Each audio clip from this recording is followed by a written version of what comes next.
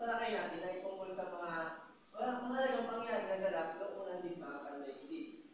Pero bago yan, at pakibasa mo na itong ating pamantayan sa araw na ito. Sabay-sabay. Makinig ng mabuti habang nagsasalita ang guro. Itaas ang kamay kung nais. Magtanong at sumagot sa mga katanungan. Iwasan ang pagpagsa sa katalim. Magkatulungan sa mga gawain. Maupo na maayos. Ikaw ang mabagay na hiyangkot sa araling tulad ng cellphone. Salamat. At kung umpisa natin ang araw na ito ay magkakaroon tayo ng video.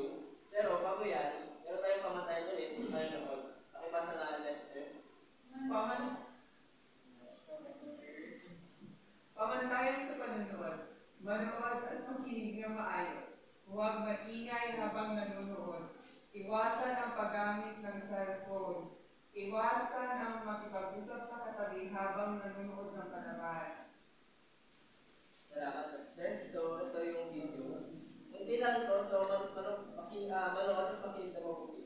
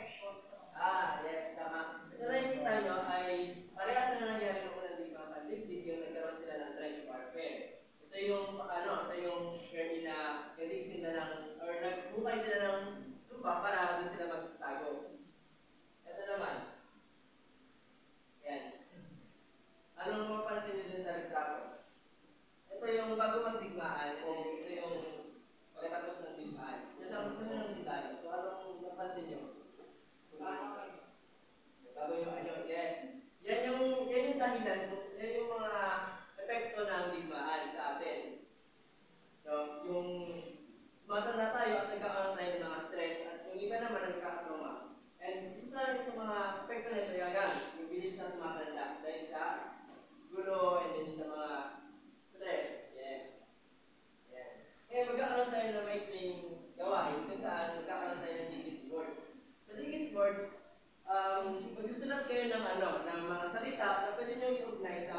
unang digmaan pandaigdig. So, nung gusto mo na? Joshua. Yeah, ako.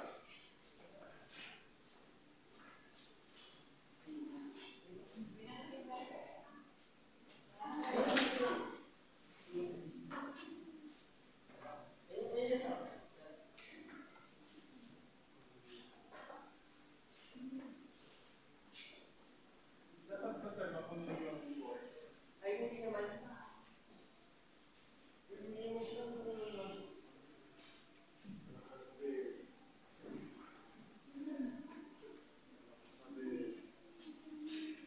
Sabay.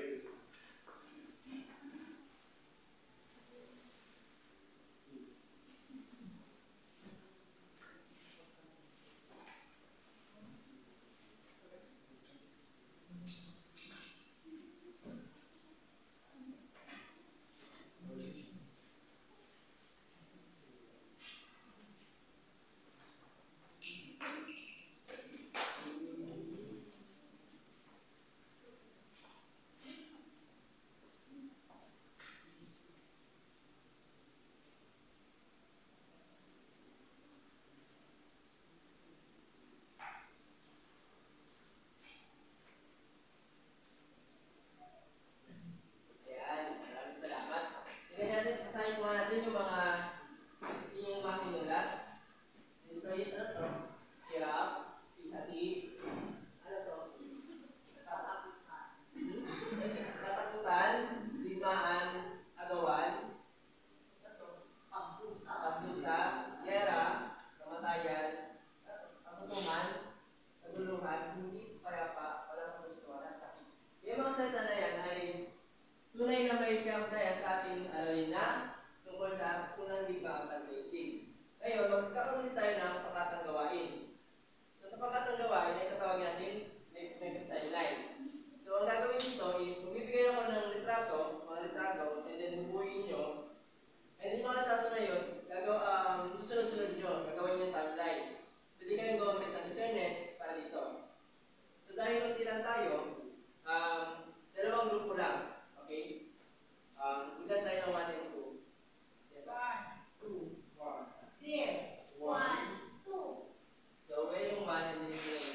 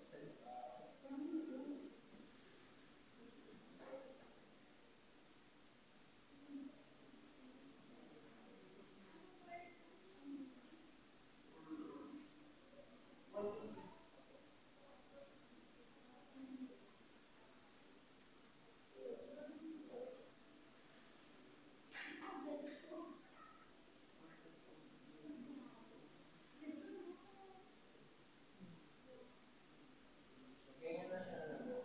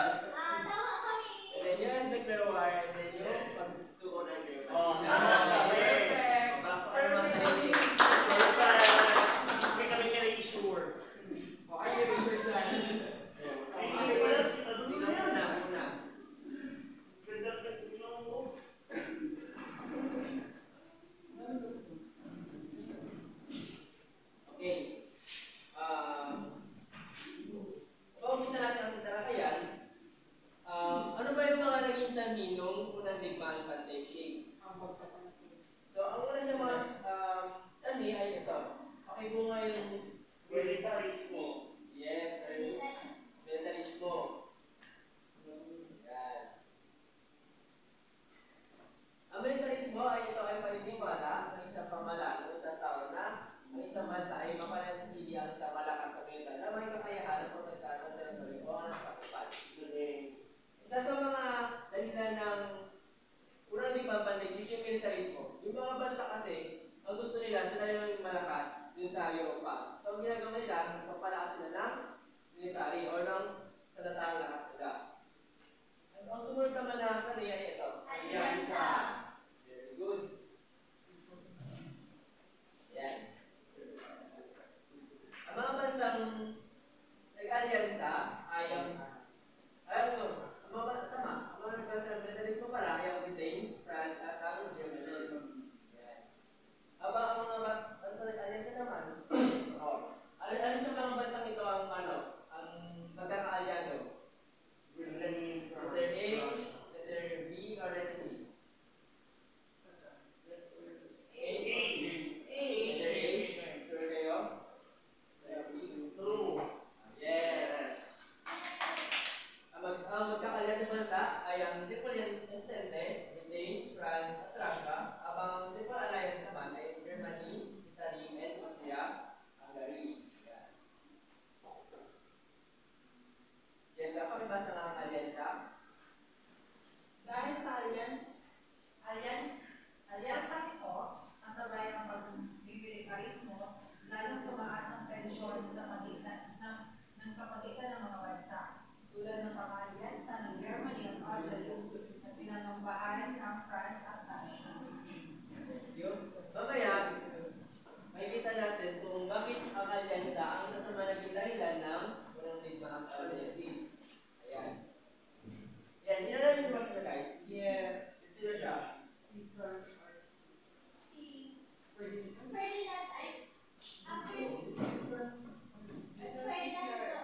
Ferdinand Arco.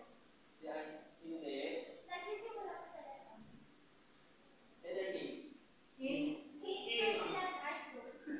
Hindi. Kaya Siya si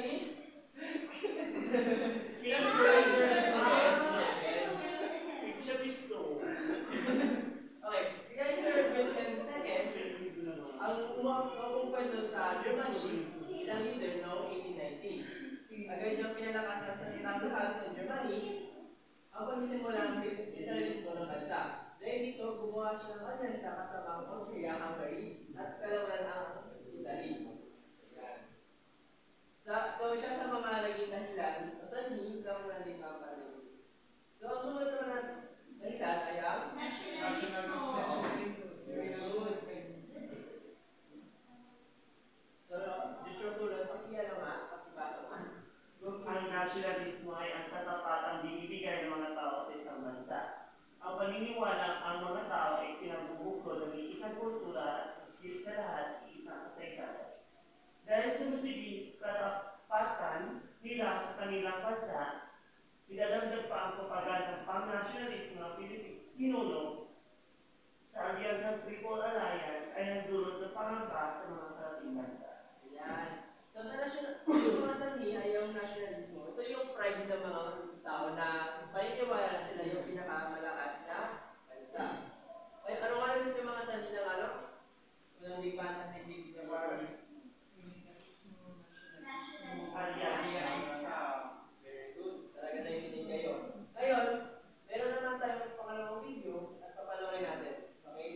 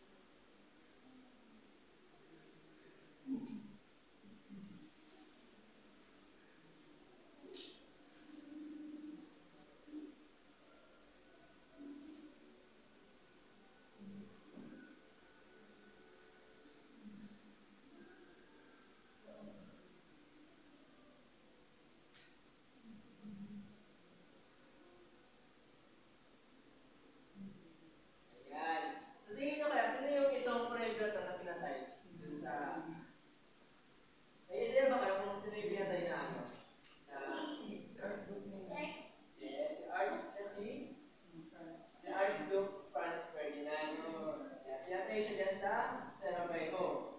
Actually, yung panahon na yan, gusto niya puntahan yung mga yung mga naglalagay ng mga tao sa taga-spos niya. And then, gusto niya gusto niya makapag-ayos din sa mga tao na yun, sa Sarabeo. So, pumunta siya. And then, itong mga Sarabeo na to, Serbians, ay ayaw na ayaw yan sa, sa panahon ng Hungary. So, ang nangyari ay pinatay siya. So, ayan. At siya yung pinakadahilan talaga ng unang di ba patay. So, ayun. Sa tingin niyo ba, tama bang magsimula ng isang malaking digmaan dahil sa pagkamatay ng isang tao? Yes, Rachel. Bakit hindi? Sa tingin ko po, hindi tama na magsimula tayo ng isang malaking digmaan dahil sa pagkamatay ng isang tao. Kasi po, kung hanggang maaari, mag-usapan na lang po sa isang agreement na sinasabi para po maiwasan yung ganitong digmaan. Kasi wala po magandang naidulot yung digmaan.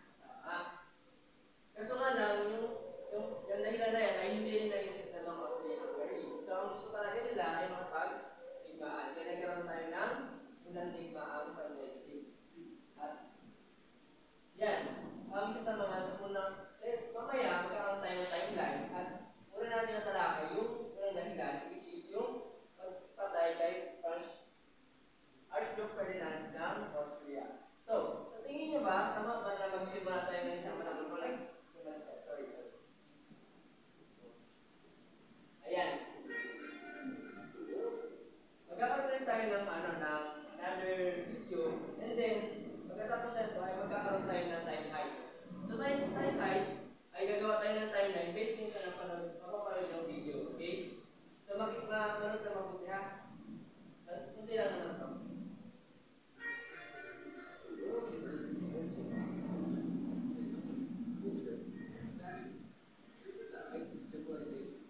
Let's have a war. Everyone will build each other up. In this area, Austria for regions, certainly Austria-Hungary.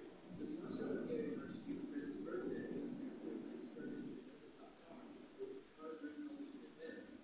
And that was just when the total was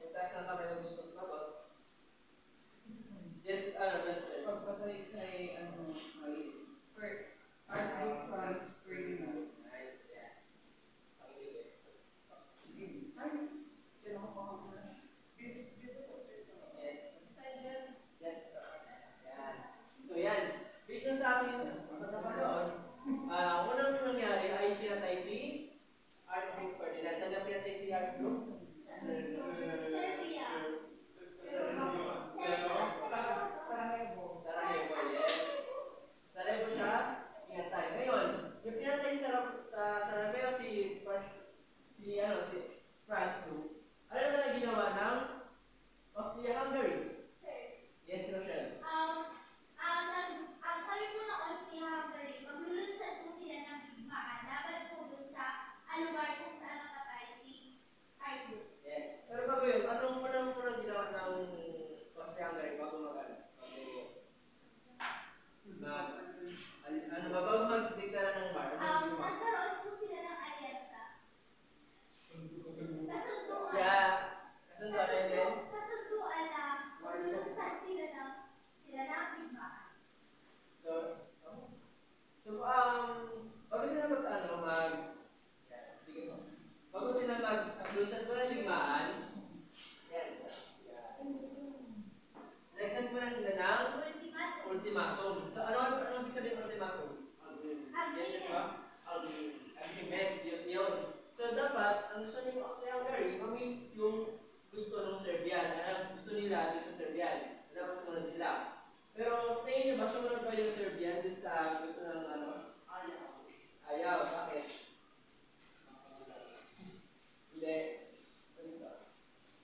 Hindi. So, dahil dyan, anong ginawa ng Germany? Ng Austria-Hungary? Yes, ka? Siya. Anong ginawa ng Austria-Hungary? Dun sa, yung hindi namin itong Serbian yung gusto nila. Anong ginawa ng Austria-Hungary? And then, example yung Serbia. So, ano nangyari? Nagkaroon na ng invasion. Yan, nagkaroon sila ng invasion. So, dahil dito, dahil nagkaroon ng invasion, ano yung gusto ng Ayan, nagkaroon ng invasion. So, ang muna sinakot ng Austria-Hungary is yung Serbia. And then, sumunod naman yung Germany. So, ano yung bansa gusto sa kupil ng ng Germany ko sa West? France. Yes, France. Yes, yes, France. So, Jessa, anong bansa yung dinaanan ng Germany? Gusto yung daanan ng Germany para makapunta sila sa France? Italy. Itong bansa na to? Hungary. Germany. Okay. Great Germany to. Kasi ito, France. Ito itong bansa na to. Netherlands. Serbia. Britain. Australia. Austria. Hindi. Serbia.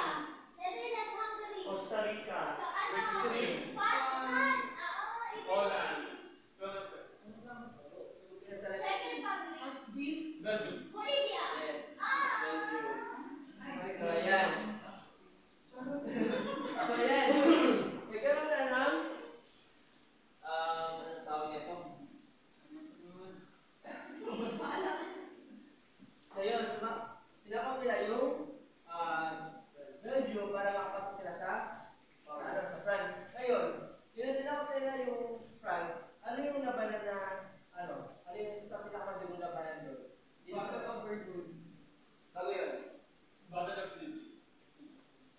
Yes, bago natin. Presyo ng natin doon. Opium War. Hindi. Ano pinasalo sa F? M. Pogba. Hindi. Two words. Hindi, one syllable ka. Morocco. Hindi. Ano yung sunod sa M? A. War and war. Mali. Hindi. Mabia. Ano? Sige. Ang sumunod na nangyari dito sa karoon ng Battle of Marne. So, ito yung Battle of Marne. Ito yung sa pinaka-magandang labanan sa digmaan. Kasi, ang nangyari, dahil malakas yung resistance naman ng France, nagkaroon ng mas maraming naman doon sa digmaan. And then, tapos, pagkatapos niya, nagkaroon ng trench warfare. And then, pagdating ng 1917, may pinalubog na barko yung American. Anong barko yun? Lusitania. Okay, Lusitania. So, Rochelle, anong ginawa ng America nung next generation, yung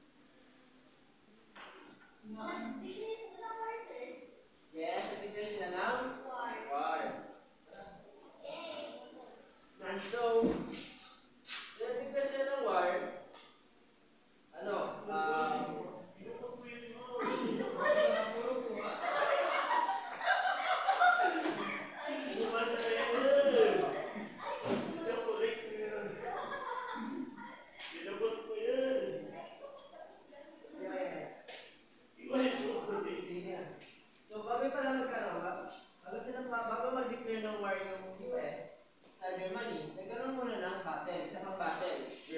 At ito yung Battle of Verdun. Yes. Sa Battle of Verdun naman, marami namatay dito. 300,000 isang araw. Yun ang namatay. Ilang araw yun? Isang buwan siya. Tapos, sa isang araw, one day, merong ang namatay na casualty is 300,000. Diba? Ako pa yan. Yan. Ngayon, na-declare ng war yung US sa Germany. And dahil doon, dahil maraming troops na yung allies, mas malaki na yung chance na matalo yung Germany. So, anong nangyari nung later on? Pagkatapos na yung Natalo na yung yes, nag-surrender yung it was happening on date. Anong date? Specifically date. April 16, 1918. April 16? September 16, I believe. April, November na. September. November 18. November? Ay, November 23, November 18. 22. Hindi na ano ba talaga date? Anong date? November 18. April 16 na. April 16? Oo, 1918. November 22, 11:59 p.m. Hindi, 6 p.m. yung nag-end. Di 21. Anong date? Sige. Basta 1918 yun. November, ano? November. Right. 18. November 18, anong oras? 6 p.m. 6 a.m. Ano siya ba? Yan. So, recap ulit tayo para mas mabilis natin yung bigyan. Patapos naman na. So, ang una is pinatay si Ferdinand, and then yung Austria naman, nag-send ng ultimatum. Ay, makinig. And then, yung ultimatum, nireject nung Serbian. Tapos nagkaroon ng invasion sa, ano bansa to? Belgium. Yes, tapos nagkaroon ng lima. Natanto na ba na tawag? Battle of Marne. Yes. And then, after 2 years, nagkaban. Battle of Verdun. And then after nung palubugin ng Germany yung Staya, Yes, and then, nagkaroon na ng World War I. Tapos na yun, unang ligmaan. World War na.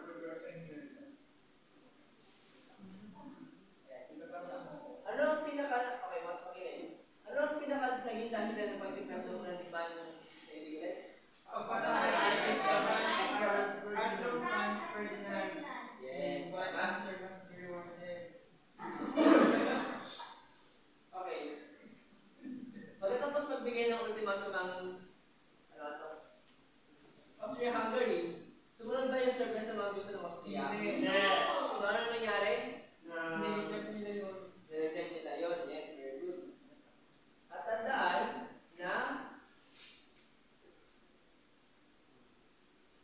Hunyo 28, 1940, napatay si Arthur Ferdinand, and then pagkatapos sa isang linggo, ay isang buwan, July 28, ay nagdeklara na ng igmaan ng Austria-Hungary sa Serbia. At nagsiklaba kung ng araw ng igmaan. Yan. Nung nag-umpisa ang ligmaan pandaigdig, anong bansa ang gustong daanan ng German papunta sa France? Belgium. Belgium, yes. Yan. Nagaling ko muna ha?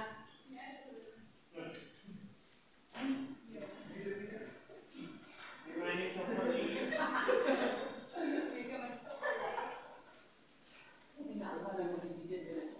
Hindi.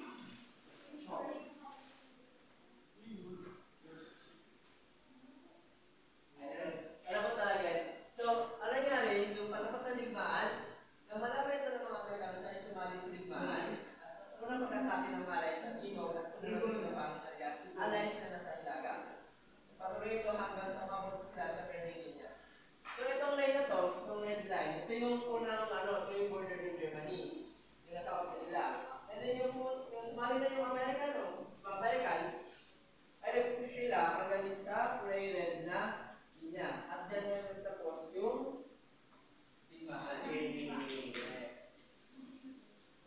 Ano? Ayan. Tapos yung mga inatawag na silver size ang nagtapos sa digmaan.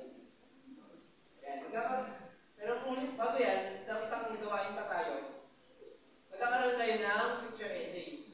Sa limang pangusap lang, magbibigay kayo ng salaysay tungkol sa mga nagbibigay ko or larawan na pakita ko. Pero bago yan, ito muna yung pamantayan. Pakabasa nga dyan sa Isabel. Sorry. Pamantayan, kaugnayan sa tema. Lubos na kaugnay at malinaw ang mensahe sa larawang napili. 15 puntos. Kalinawan ng mensahe. Malinaw, direkta, at madaling maintindihan ang mensaheng gustong ipakita. 15 puntos. Pagkakaligtaan. Matalaki, makatawag pansin at original. 20 puntos. Thank you. So sa kanina sa papel lang, meron lang kayo 10 minuto or 5 minuto para pipili lang kayo dito sa tulad natin na to and then gagawa niyo ng salaysay. Limang pangusap lahat. Sige, pili lang kayo mag-isa. Salaysay. Papili lang kayo sa tatlong larawan tapos gagawa niyo ng salaysay. Limang pangusap lang.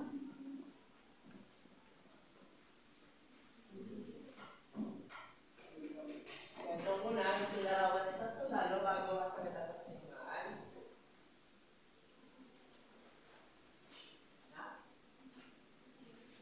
And then pangalawa, kung may lumang sundalo sa mga tradisyonal digmaan. At yung patlo, mga pamilya lumikas dahil sa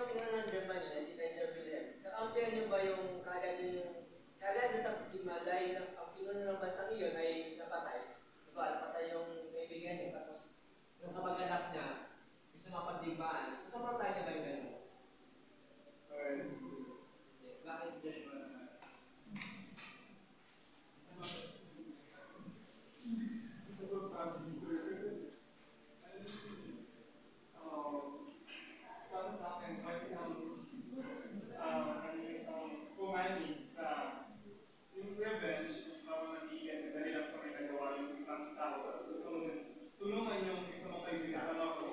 So, I'm not into it. Like I said, I know, it's mas dapat meron yan, meron yung proper conflict solution through agreement or tamang, pag-uusap.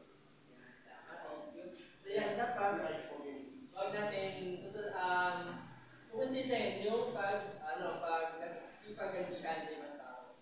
So, dahil tapos na tayo, magkakaroon tayo ng uling gawain.